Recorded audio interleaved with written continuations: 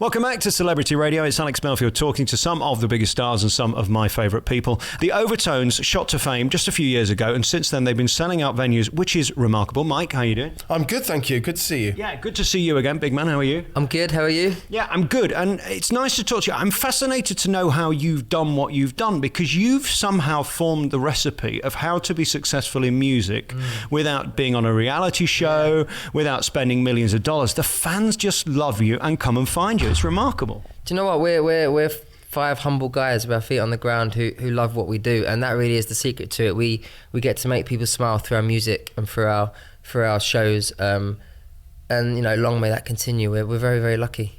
I think fundamentally you're talented. That's the main thing, isn't it? Being good looking is one thing. That will get you so far.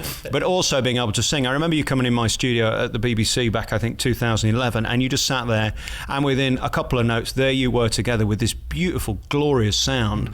That's a blessing in itself, isn't it? That you're all good and you're not faking it.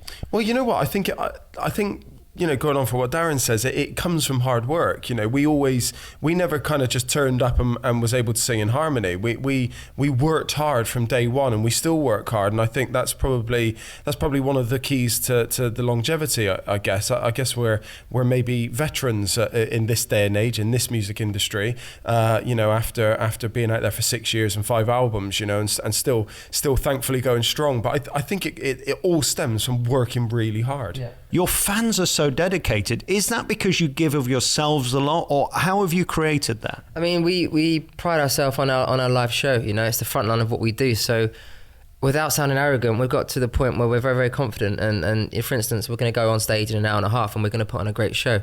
You know, 5-6 years ago, we would have hoped to have put on a good show. But we've got to a point where we know what we're doing and we're confident enough. And it's all about just breathing and focusing and getting on with your job. And, you know, we get people standing up, dancing and singing all night. And that's a great feeling. So, yeah, like Mike said, hard work and dedication to your craft. A friend of mine was at your show, I think it was somewhere near London on Tuesday night, and he said it was a remarkable atmosphere. And again, that's rare when everybody's on the same page, and whether it's young men, young women, old women, they're all there together. It's incredible. No, we're very, very lucky. I every night I'm kind of taken back by the crowd reaction. And it literally is every night that it happens. And again, I feel arrogant saying it, but there's standing ovation, everyone's standing up. But there's just something in the music that we do and how we do it that gives people happiness and joy, you know, and they show it back in the way they react to us, which is standing up and dancing and singing and having a great night. But literally everyone stands up and parties with us. So if you haven't been to a show, we'll see you next year. We're going to talk about that in a second, what's coming. We know what's been in the past, which was the Christmas album, which did exceedingly well. And on the back of that have been these Christmas tours. This one's been a huge success. Tonight's the final gig in this run. I mean, you must be sat here tonight and so thrilled that they're still coming, they're still enjoying it, and you're still at the top of your game. It's funny, you know, because I feel like we're, to an extent, we're always surprised when we see a full house, even though all the dates that we thankfully go on, they're always full houses. And you know, again, it's just that, you know, we're quite modest lads, and we're quite down to earth, and you know, we're not 15, 16 year olds. So you know, when we see the full houses, or we sell the records, or we go on TV and people react to us, you know, we feel very lucky and very privileged to be in the position we're in. And as a result of that, we never rest on our laurels. You know, we never kind of kick back and just say, you know what, I'm just gonna let it all happen. You know, we make sure that it keeps happening. So, you know, we're lucky, but we certainly put ourselves in the way of that luck. And as you can see, Darren, I'm a deeply unattractive man. What is it like to be attractive is what I'm asking you. Are you asking for my number? Is that what you're doing? Look, we pride ourselves on what we do, and the fact that some people think we look nice is a lovely compliment, you know. I thank my parents. How long does this all take? I mean, the arms and all that, because that's what the girls scream for. Let's face it. It's important to keep fit. Me and Mike actually, and Mark, to be fair, we really enjoy going to the gym and lifting lumps of metal. So yeah, obviously it helps, and it's nice to have a nice, well-fitted suit. I think you've come back with great grace for this tour, because I know in November you had some terrible news about Timmy. Let's talk about him a moment. Everybody wants to know, firstly, how is he? You know what? He's at home and he's looking after himself. He's looking after his health. He's on it. He's working hard to kind of overcome this awful situation he's in. And you know, we've all been behind him. And you know, we've been on tour now. This, as you say, this is our 22nd date now. The last night, and everybody's been so supportive, and it really has been wonderful. And he's certainly been feeling all that support. I know you pay tribute to him in the show with a beautiful video, which to some people is upsetting and shocking because, of course, you're a five-piece and he's not there. Vocally, how has that changed the dynamic? Because he's a big part of your sound, isn't he? Yeah, he is. And at the very beginning, you know, we even questioned whether to do the tour, but we spoke to Timmy and we all believed that it was the right thing to come on the road still and you know, give a great show for our fans and for Timmy. Timmy wanted us to do it, so you know, if Timmy wanted us to come on the road, that's exactly what we were going to do. And you know, we have had to step up. We're all singing more than we usually do, but again, we've done it for our boy Timmy, and the feedback's been great. So thank you to everyone for your support. And then when we talk about that feeling of being on stage, when those harmonies come together, as you do so magnificently, it's such a beautiful sound. Is there anything better than that, especially when there's a live band behind you?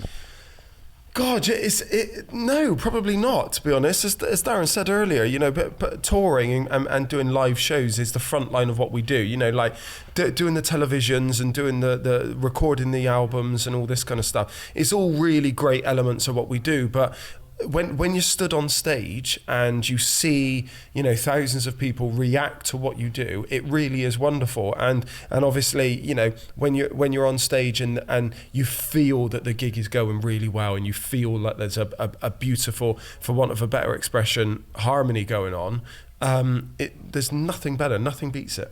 Stunning sound that you make. Everybody wants to know what you're up to next year. A new album planned, a new tour planned? There's talks for both of the above. To be honest, our main concern is getting our boy Timmy better and being there for him. So you know, we're looking forward to seeing him in the new year. And yeah, we're talking about being busy next year. Put it that way. And it must be hard for him not being part of this, knowing you getting such a great reaction and he's not part of it. Is tough on that level. So I guess the support from the fans on social media is what's keeping him going. I mean, you know, as you said a moment ago, you know, he's very much involved with the tour. You know, like he helped us prepare for it. He was very much a key figure in the preparation for everything. And as you say, you know, like he does make an appearance in the tour. And so even though there's four of us still on stage, his presence is felt hugely by us and the audience. Very finally, social media's been going mad with questions for you. I'm going to let you go in a minute because I know you've got a Christmas dinner waiting. We've got loads of people asking about duets. Who would you like to sing with? Deb Wild wants to know. I would like to sing with Bruno Mars. I think he's a cool dude and I want to be him. I missed him in Vegas by about 2 days. I understand he has the best live show on the planet. Next year he's on a world tour, so I'm seeking out all my contacts to get me tickets. Yeah. If you know anyone, let me know. Stunning act, he really is. And then Trudy Pratt, she says, any chance of a DVD? She wants to see you on film. You know, we've spoken about a DVD for a number of years now. Possibly, I'd like there to be a DVD. I reckon there may be soon. Yeah. We'll see. And then we go to Debbie Megginson. She says, if you went on holiday anywhere, where would be your dream destination? My sister has been lucky enough to go to this place, and I want to go there, and that is Turks and Caicos. It's meant to be amazing. What's the best thing about touring, says Jess? Honeyborn. I think it's the oh god, there's loads of things.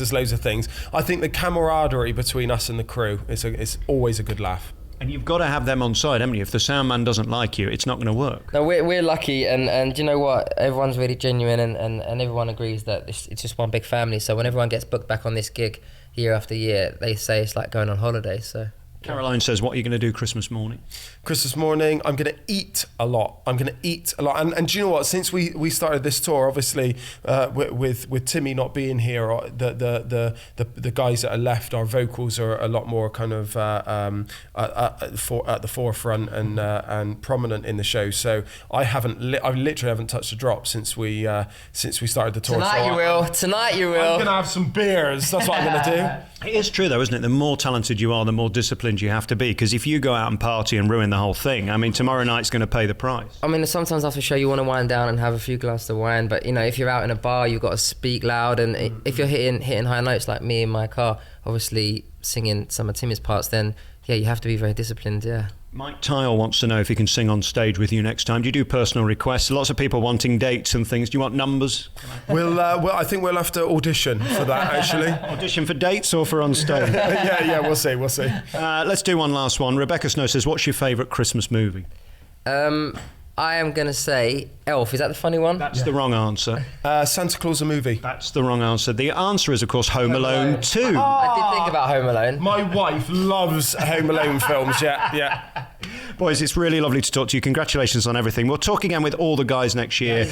We wish you a speedy recovery, Timmy, for 2017, and we want you back on stage. That's the dream, isn't it? Yeah, we do as well. And I just want to say thank you for your support. And sorry we have to rush off, but all the crew are waiting for their Christmas dinner, and they are waiting for us. I appreciate your time. Crackers ready. Merry Christmas to you both. Thank you for your time. Thank you very much. Thank you.